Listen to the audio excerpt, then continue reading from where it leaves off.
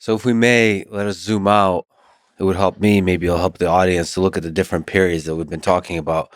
So you mentioned the Republic, you mentioned maybe when it took a form of empire, and maybe there was the Age of Kings. What are the different periods of this Roman, let's call it, what, the big Roman history. Roman history. Yep.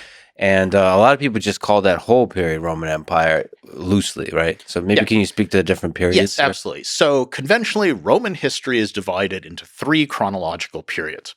The first of those is from 773 BC to 509 BC, which is called the monarchy. So all the periods get their names from the form of government. Mm-hmm. So this is the earliest phase of Roman history.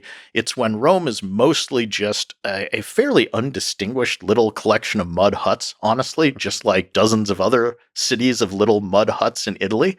So that early phase, about 750 to around 500 BC, is the monarchy. They're ruled by kings. Then there's this revolution. They kick out the kings. They become a republic. That lasts from 500 BC roughly to about either 31 or 27 BC, depending what date you pick is most important, but about 500 years. And the republic is when they have a republican form of government. Some people idealize this as Rome's greatest period. And the big thing in that period is Rome first expands to conquer all of Italy in the first 250 years of that 500-year stretch. And then the second 250 years, they conquer all the Mediterranean basin, roughly. So this is this time of enormous, successful Roman conquest and expansion.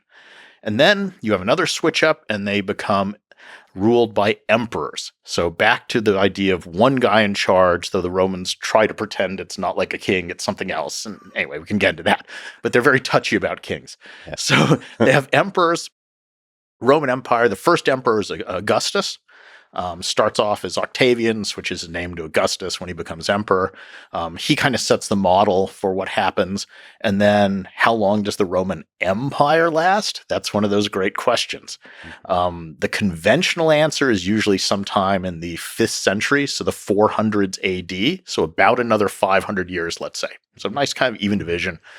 500 years of republic, 500 years of empire. But you can make very good cases for lots of other dates for the end of the Roman Empire.